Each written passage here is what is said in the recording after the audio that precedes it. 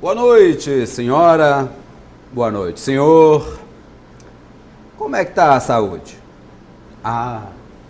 Pouca gente pergunta, pouca gente se preocupa com isso.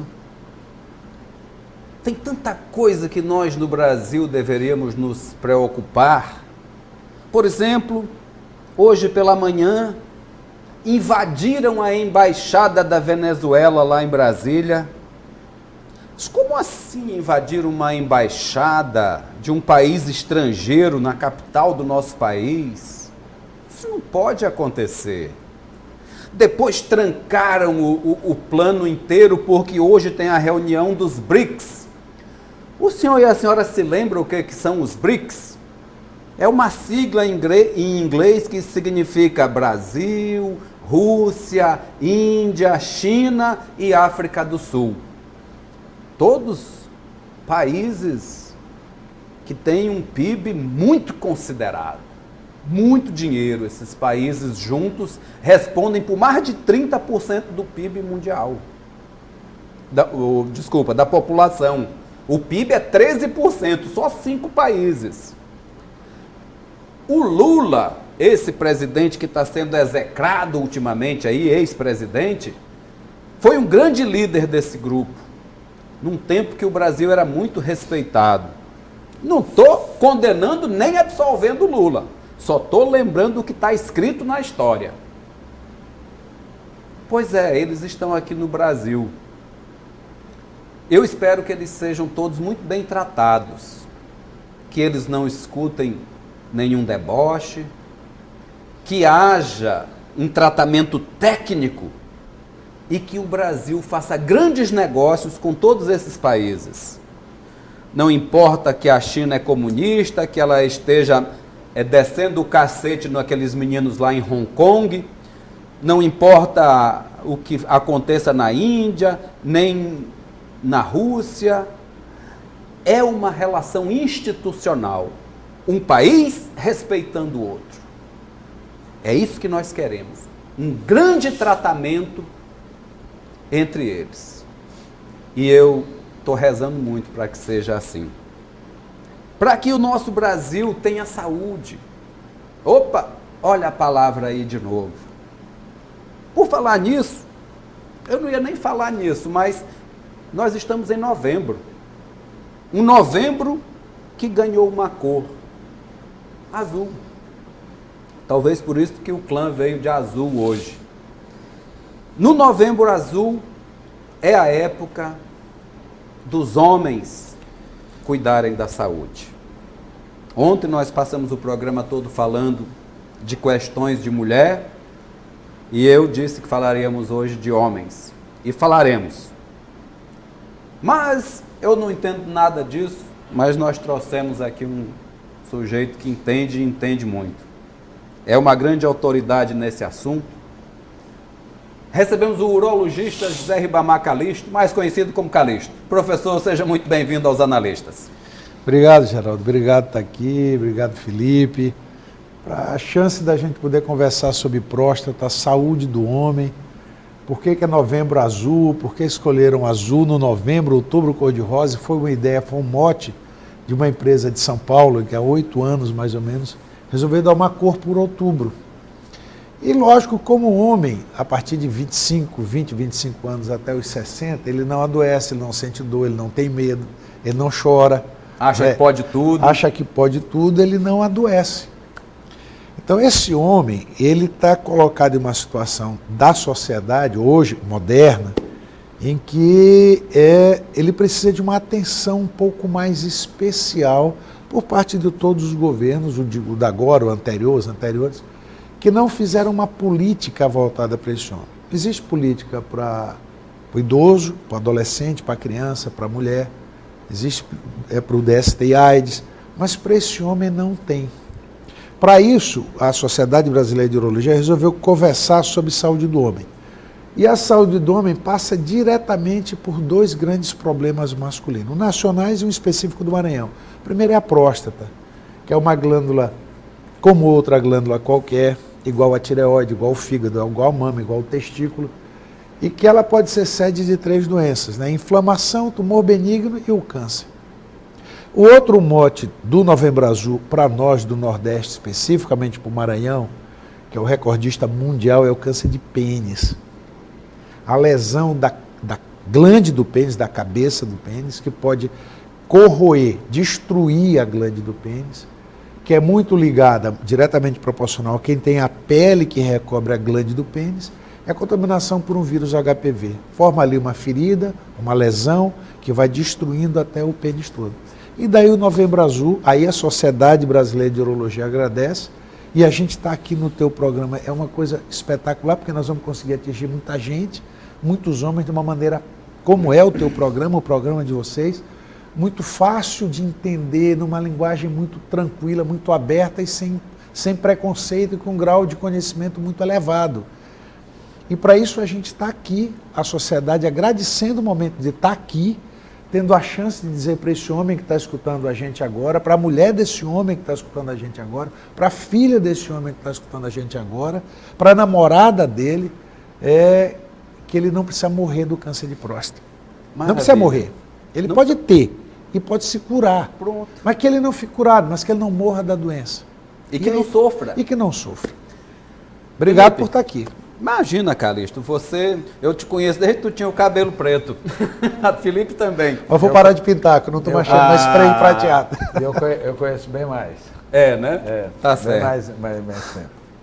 Eu ia até tocar no assunto, ainda bem, o assunto do campeão de câncer de pênis que você falou, Calixto. Um absurdo, né? Absurdo. Calixto, vamos falar bem que é verdade que o principal motivo do câncer de pênis é falta de higiene? Geraldo, essa é a verdadeira Ou seja, causa. Sabão. Meu irmão, sabão. Você tem que lavar o periodonto para não criar tártaro. Você tem que lavar a axila para não causar micose, vermelhidão. Você tem que lavar a virilha, a mulher tem que fazer o asseio vaginal, lavar a região perianal depois que você faz a necessidade fisiológica, vai defecar, você precisa de preferência usar uma ducha para não passar papel na mucosa do reto, que vai irritar, vai fazer hemorroida. E a glande do pênis precisa ser lavada. Se você tem uma pele que cobre a glande do pênis, como é que você vai lavar? Não tem como. Então você tem que expor a glande, olhar, lavar, passar sabão ali, limpar como qualquer parte do corpo. E é o motivo do câncer de pênis. Me diga uma coisa, Calixto, é muito normal, a gente que tem filho, não sei se o Felipe lembra disso, que o filho dele já está adulto, é normal a pele cobrir a glande. Mas isso acontece com adulto também e é por conta disso que não consegue fazer a limpeza? Isso. O adulto, e aí, como é que faz, professor? O adulto ele pode cicatrizar aquele anel do prepúcio por inflamação de repetição, monilha é a principal causa, infecção bacteriana, contaminação por fezes, homens que têm relação, penetração anal, que não botam a camisinha durante esse ato sexual, aquela bactéria vai irritar a glande do pênis, a cabeça do pênis. E aquela pele por si só vai cicatrizar e impedir que ela saia. Isso é piorado no homem diabético, porque ali fica a urina com o resto de açúcar que sai na urina. Ele não tem uma boa vascularização terminal, porque lá não vai anticorpo para defendê-lo na ponta da linha da microartériazinha. E não consegue chegar anticorpo e imunoglobulina. Ali, a monilha faz a festa, a bactéria faz a festa, os outros vírus fazem a festa, estenosam o prepúcio, a glande não sai, o prato está feito. E o que um sujeito desse pode fazer, Calixto? Esse que tem a glande presa lá, que não consegue puxar, tem que ir no médico para ajeitar? Tem. Aí tem que fazer a cirurgia de fimose. Aí mesmo depois de velho? Mesmo depois de velho. Vale a pena? Vale a pena. Pode fazer pelo SUS, Calixto? Pode fazer pelo SUS. Embora a prevenção para o câncer de pênis, trabalhos publicados de tempo para cá, mostram que até 9 anos de idade a cirurgia sendo feita na fimose, a gente tem que diferenciar, Geraldo, de fimose e de excesso de pele. Certo. Uma coisa é a fimose, aquele anel não deixa sair. Grudado. Grudado e não deixa a cabeça expor. Certo. O excesso de pele é aquele excesso de pele que vai, expõe e cobre de novo. Isso o homem que tem o excesso de pele, ele puxa a pele, faz a higiene. Não tem problema nenhum. Sem problema. Mas pode cortar também, se quiser. Mas pode cortar, segundo a Organização Mundial de Saúde, a cirurgia de retirada dessa pele reduziu na África um trabalho feito com 1 milhão de postectomias na África. Urologistas brasileiros foram para lá, cadastraram, fizeram há uns 9 a 10 anos atrás, há 10 anos, e reduziu em 17% a chance de você se contaminar com HIV, HPV, sífilis e herpes. Então vale a pena... As doenças que mais acontecem, que mais né, acontece. Então vale a pena, Geraldo, fazer a retirada dessa pele, o homem ter uma higiene muito mais fácil, porque está limpando na cueca mais fácil, porque está exposto à glande. Então se ele tem o excesso de pele, que puxa a pele. Se ele não consegue expor a glande, que faça a cirurgia de postectomia pelo SUS, criança no materno infantil, Hospital da Criança, Hospital Universitário Carlos Macieira, são os 12 hospitais grandes de São Luís que fazem esse tipo de procedimento. É ambulatorial, faz e vai embora na mesma hora, é com anestesia local.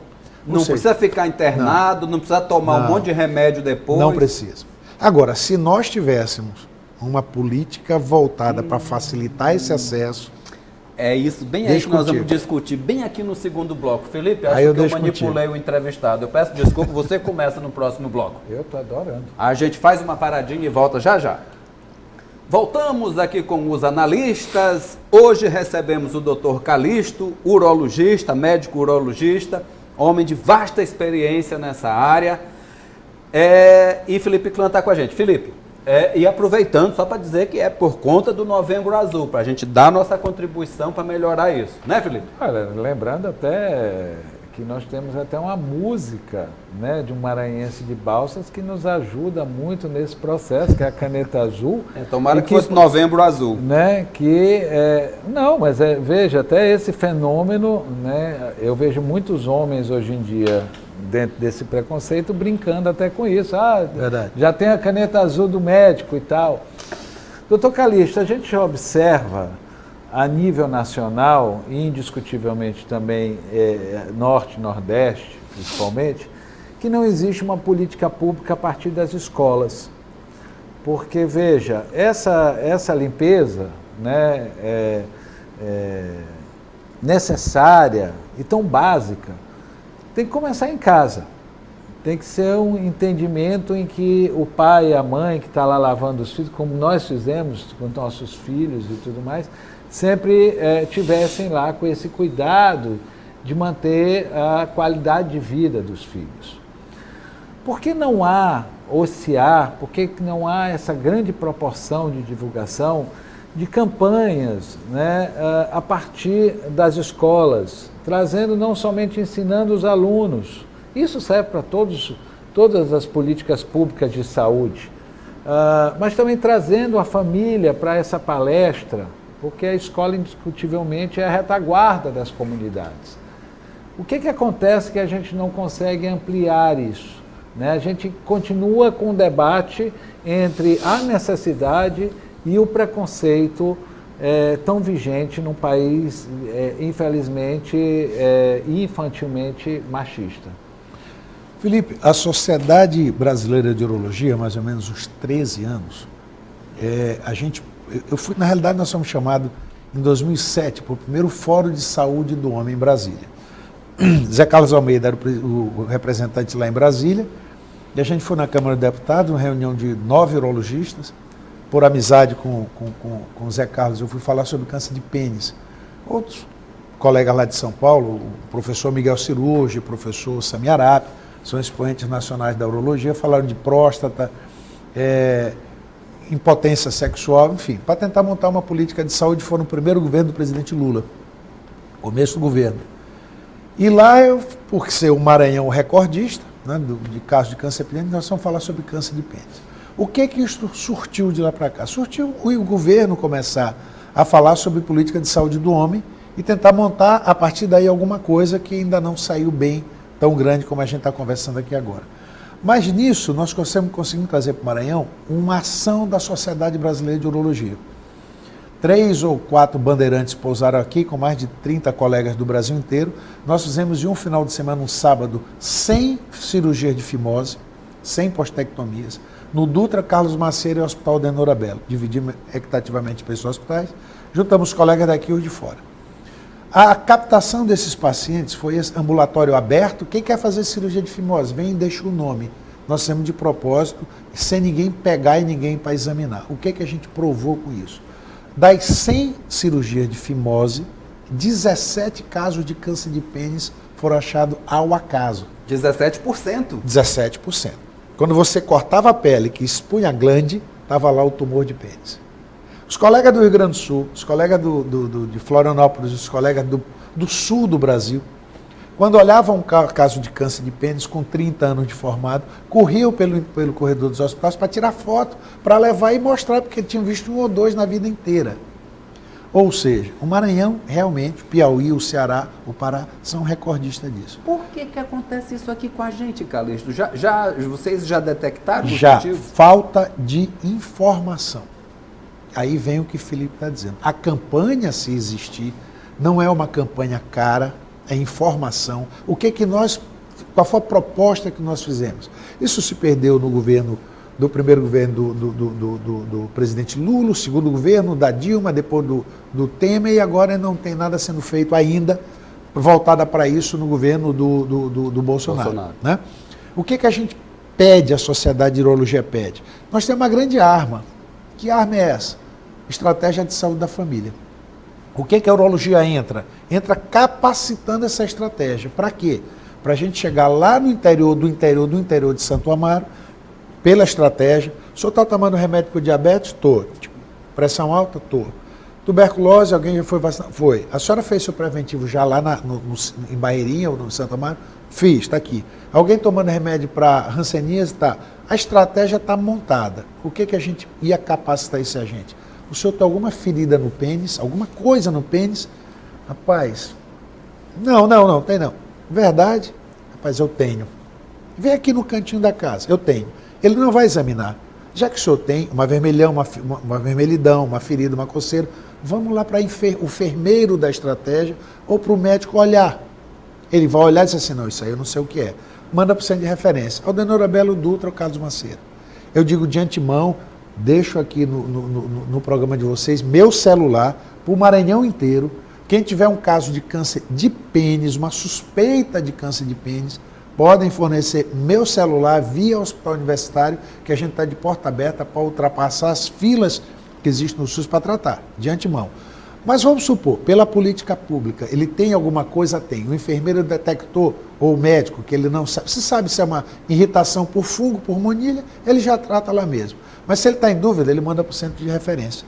Acabou a campanha. Está feita a prevenção, o diagnóstico precoce na fase inicial da doença. Eu posso tratá-lo sem amputar o pênis. Ele não precisa cortar o bicho fora, né? Eu tiro só o tumorzinho. Agora, o que a gente precisa? E o cara vai ter uma vida normal depois disso? Normal, porque tirou só um pedaço, não tirou o pênis todo, Geraldo. Tirando todo ou a metade que seja, acabou a vida já sexual, acaba, né? Aí se ele perder 2/3 do pênis, ele já não consegue penetrar. E o pior, nós temos operado homens aqui em São Luís, tendo que amputar o pênis todo. E mais as ínguas da região inguinal, que o tumor já progrediu para lá. Então, o que a gente precisa? Simplesmente, desse momento aqui, ou de seminários, para capacitar a estratégia, para colocar dentro da estratégia o tema câncer de pênis, o tema prevenção ginecológica, o tema agora, que já está bem falado, o câncer de próstata, que eu até acho que é mais difícil da gente atuar do que o de pênis. O de pênis por conta do preconceito, né? Do preconceito também, né? Do preconceito. Então, o que a gente precisa? Capacitar a estratégia no assunto câncer de pênis. Porque o de próstata é mais difícil, ele tem que vir fazer o toque. Aí eu pego um ganchinho disso aqui. E o PSA não resolve? De cada 10 pacientes, 10 homens que têm um câncer de próstata, 2 o PSA é normal. Por quê? Porque o tumor tem uma variante genética que não produz PSA. Ó, meu PSA está 0,4, não tem nada. Mas aquele câncer que está crescendo em forma de ponta de caneta, ervilha, azeitona e dando metástase, ele pode não produzir PSA. E aí, como é que eu faço? Passo batido, porque o exame de sangue diz que é normal. Outro detalhe, nem todo PSA alto quer dizer que seja câncer. Uma prostatite pode dar PSA alto e não ser câncer. Agora, o toque, para que serve o toque? Como um antigo staff do serviço que eu me especializei falava, que bom seria se a gente pudesse meter a mão na barriga de alguém e pegar o fígado. Não, o fígado está lisinho, não tem nada não, Felipe. para ter o baço, é um baço normal, Geraldo, não tem nada não, tranquilo. Eu posso pegar a tireoide, posso pegar a mama, posso pegar testículo, posso pegar reto para ver se não tem tumor ou hemorroida, posso pegar a axila, né? Posso pegar tudo. A próstata também eu posso, com toque retal. Você vai no proctologista sem nenhum problema, porque está doendo a hemorroida, está sangrando, você não pode nem sentar.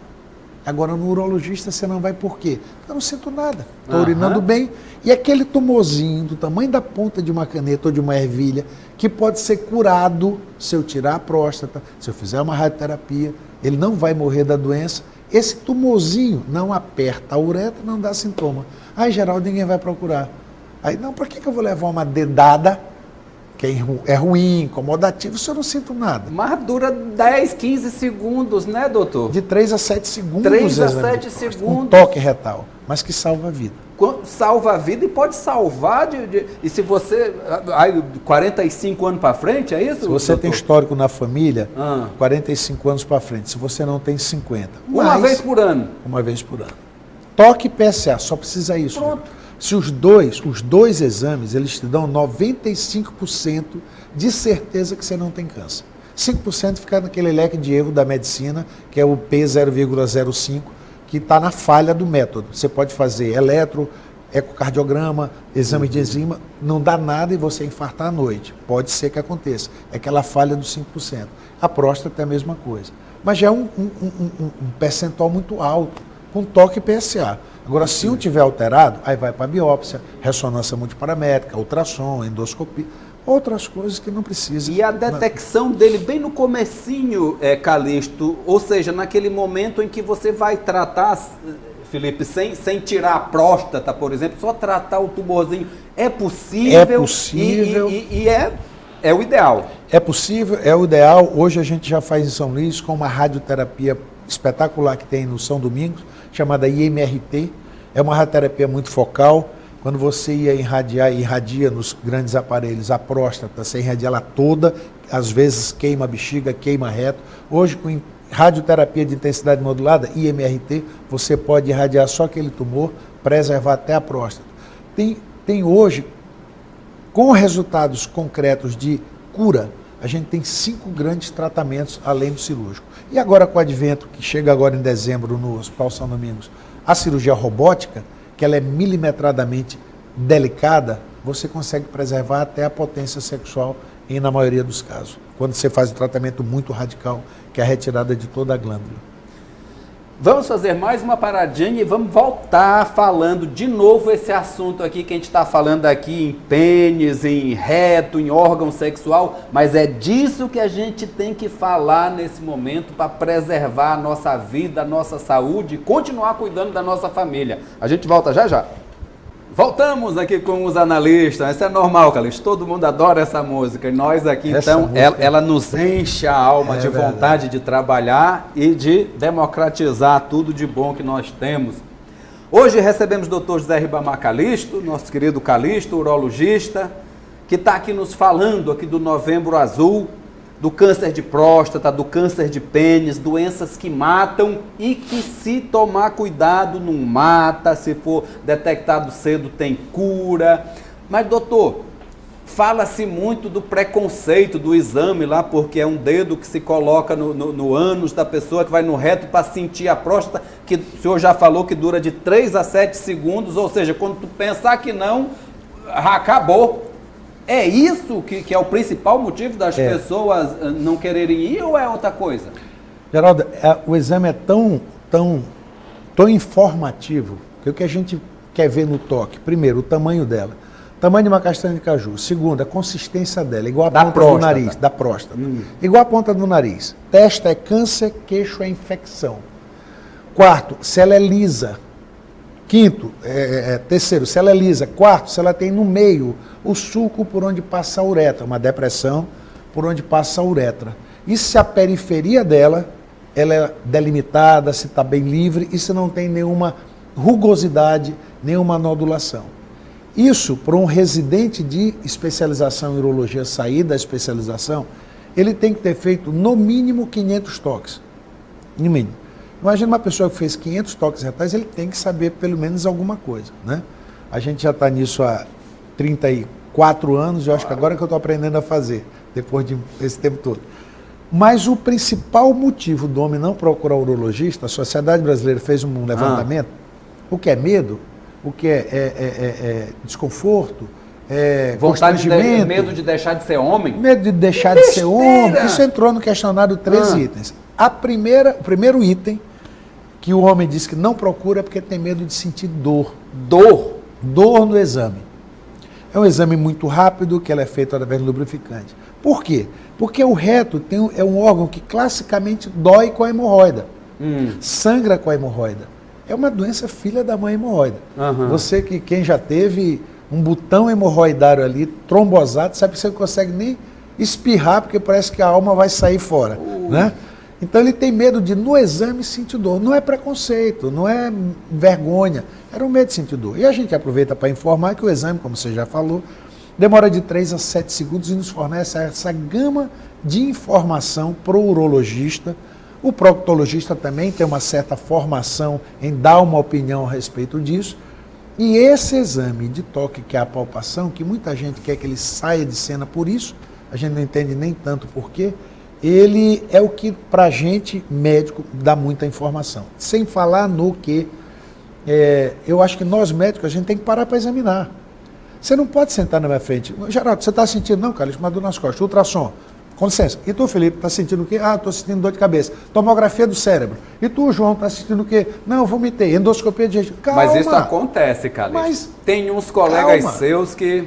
Isso é que a gente da vem mesma defendendo. forma que tem alguns que tu... Hein, Felipe? Tem alguns médicos que a gente tem uma confiança tão grande que a gente entra, Calixto, porque eu falei mal, eu vou falar bem agora. Tu entra num estado de tensão e tu sai voando de felicidade. Basta o cara te dizer, faz o exame de toque que não dói. Fiz 2 vezes, eu tenho 53 anos, não dói. E às vezes a gente está preocupado, o cara chega, Marcos Aurélio, hoje já era perfeito. Pronto, o peso foi embora. Sai das costas. E aí, cara? Marco Aurélio é um cara espetacular, meu Deus do céu, um dos melhores urologistas que eu já conheci. Eu já era colega nosso lá, do Aldenor Belo, no início da década de 90, 95. Pois é, doutor Vinícius também. Vinícius Valim é um gentleman, uma pessoa doutor Calixto. Você já fez exame também, né, Felipe? Eu 5 vezes. Doeu alguma vez? Imagina, todo ano, em novembro. Rapaz, não dói. Sai o peso das costas. Agora, isso se for negócio da hemorroida, essa graças a Deus eu não tive. Mas essa aí deve ser doloroso. Mas num caso desse, eu acho que tem todo um cuidado, não é, Calixto? A gente faz uma comparação da próstata com a hemorroida, porque a hemorroida dói. A próstata não. A próstata não, né? Próstata não. Você sai com vontade de parar a dor, né? Quem teve uma trombose hemorroidária, o cara, coitado, chega sem andar. Mas a próstata não, aí que entra a história. Você tem a consciência, tem a certeza, você faz o exame, tira o peso das costas, que neste ano você não tem o câncer de suspeita de ter o câncer de próstata. No próximo ano, se tiver uma pontinha de nada, você já faz o tratamento e vai ficar curado. Pois é. Doutor Calixto, vocês têm os dados referente a cirurgias, né, as intervenções no Maranhão. Há um crescimento, há uma procura. Como é que todo esse sistema de saúde, tanto público como particular, agora mesmo o senhor está falando que o Hospital São Domingos está trazendo de ponta, né, todo esse atendimento cirúrgico e tudo mais. Houve um aumento, o aumento foi trazido por toda essa campanha intensa que vocês têm trabalhado. Como é que vocês fazem essa leitura? Né? Isso é positivo? Né? Há capacidade de se atender as pessoas no interior ou somente nos grandes centros que há essa procura e há essas intervenções cirúrgicas? Primeiro, Felipe, houve um aumento, sim. Esse aumento a gente atribui a 4 coisas básicas. Então, 3 básicas. Uma que a gente está discutindo muito sobre isso. Primeiro, isso aqui. A gente conversar esse momento informação, nosso. Né, Calixto? Não é que as pessoas estão adoecendo mais, elas estão buscando mais, é isso? Buscando mais. Eu cheguei aqui em dezembro de 89, fui direto para o Aldenor Belo, passei lá 13 anos na minha vida. Eu acho que nunca trabalhei tão bem e tão contente no hospital daquela época, que não tinha praticamente nada. A gente tinha o Hospital Geral e o Hospital Aldenor Abelo. Eram os 2 hospitais, e o Aldenor Abelo de câncer, né? E era um hospital que era... Se hoje já tem esse problema com o Aldenor Abelo de carência, que sustenta a oncologia do Maranhão, o Aldenor Abelo, imagina naquela época que a gente não tinha UTI, a gente tinha uma ETI, uma enfermaria de tratamento intensivo. E naquela época a gente tinha 10 leitos, dentre os quais, desses 10, 4 eram ocupados por homens que estavam morrendo com câncer de próstata. Morrendo. Metástase para osso, o tumor cresceu, infiltrou, paralisou o rim e tudo mais. Então era câncer de colo do útero e câncer de próstata.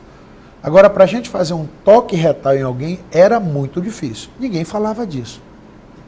O que aconteceu? Nós vimos falando sobre isso, vocês vieram dando a chance da gente falar sobre isso, foi chegando no ouvido das pessoas que não são médicas com este momento aqui. Foi a primeira coisa que eu acho que mudou. Segundo, de 86 para cá entrou o PSA. Antes de eu chegar aqui, 86 entrou na prática diária, que mudou a história do câncer de próstata. Que às vezes o toque é normal, mas o PSA está elevado. Aí tu já vai aí investigar. Já vai, por que está elevado? É infecção. E às vezes o PSA é normal e o toque é alterado. Também pode ser os dois juntos, que é a grande área. Ou seja, esses 2 exames juntos, que são rapidinho, muito um rápido. sanguinho de nada, o toque, salva a vida. Inclusive, vocês me permite não somente fazer o PSA, já que vai tirar o sangue, amplie. Mas normalmente... Olha o seu corpo. Claro, mas é isso. Próxima semana eu estou com uma pilha desse tamanho, né? E termina... Claro, eu rezo que não tenha nenhum problema, mas a idade... É isso que é importante, doutor, que eu queria que o doutor Calixto falasse. Então, a questão que o senhor começou colocando, se faz política pública para criança, para idoso, para não sei o quê. Mas o homem está totalmente desprotegido desse processo. Totalmente. Não há uma exigência nem familiar.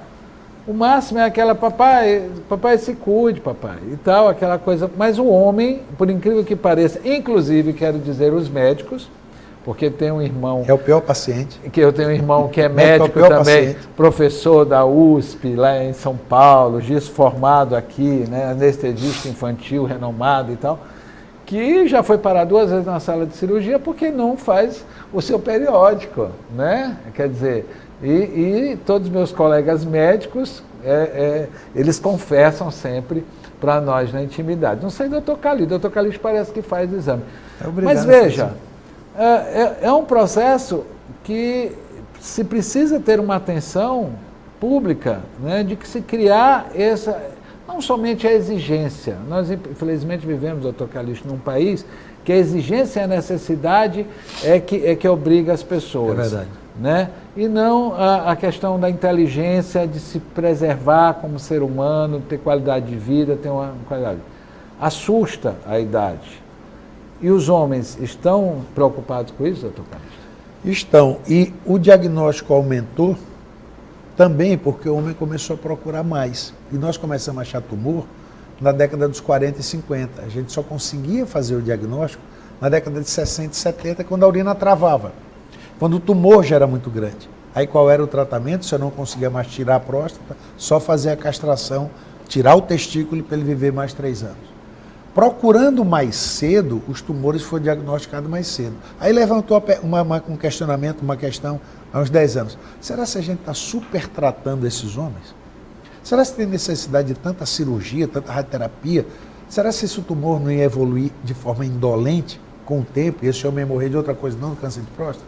Saiu um trabalho recentemente que mostrando que nos últimos 10 anos a mortalidade por câncer de próstata reduziu de 13% a 17%. Então Maravilha. A gente está no caminho certo.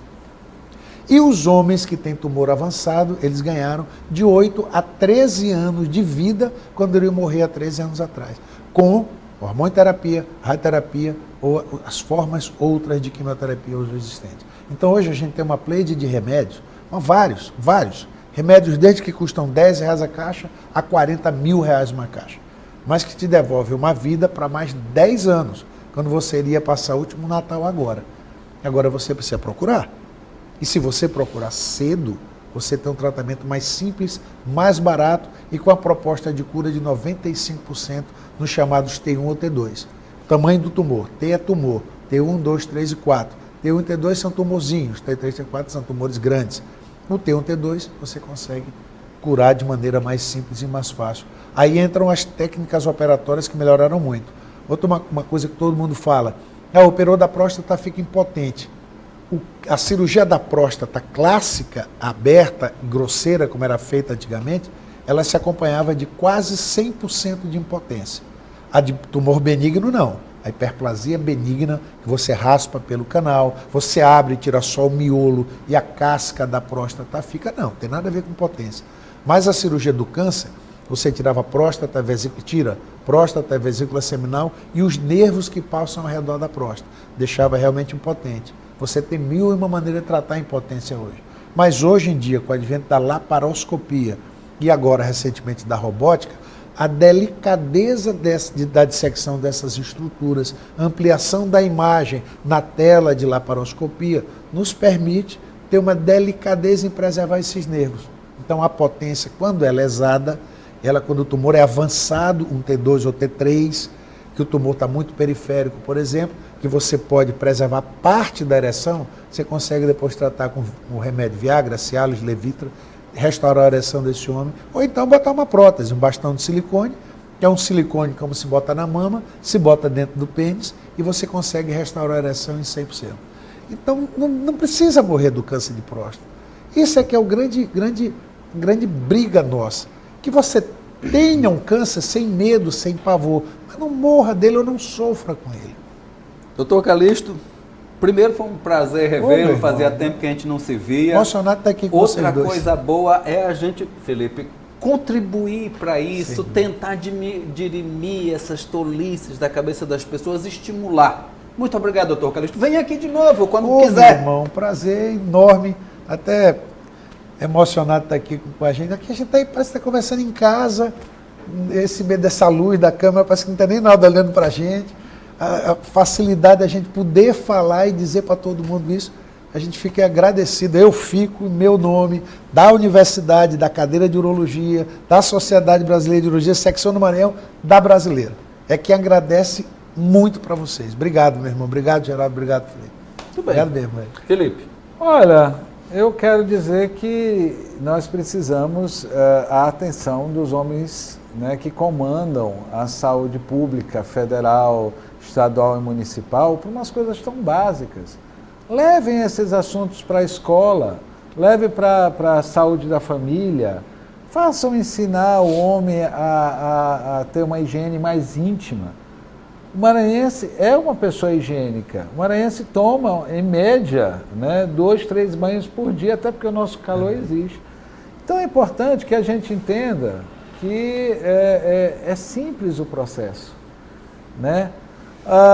E também vamos estender para o interior do estado, Geraldo, né? Esses exames, se nós tivermos a capacidade de trazer os médicos para fazer todo esse processo, vamos trabalhar isso. Muito bem, e vamos fazendo nossa parte aqui, né, Felipe? Que é trabalhar a comunicação, a informação e dizer para vocês, sem meias palavras, o que nós não, trazer aqui as pessoas que sabem. A gente só sabe falar e discutir. E hoje nós discutimos sobre saúde, sobre a saúde do homem, da mesma forma que ontem a gente discutiu a violência contra a mulher. E é isso, meu amigo. Procure a saúde. De um jeito ou de outro você consegue. Muito obrigado a todos. E amanhã nós estaremos de volta à velha política.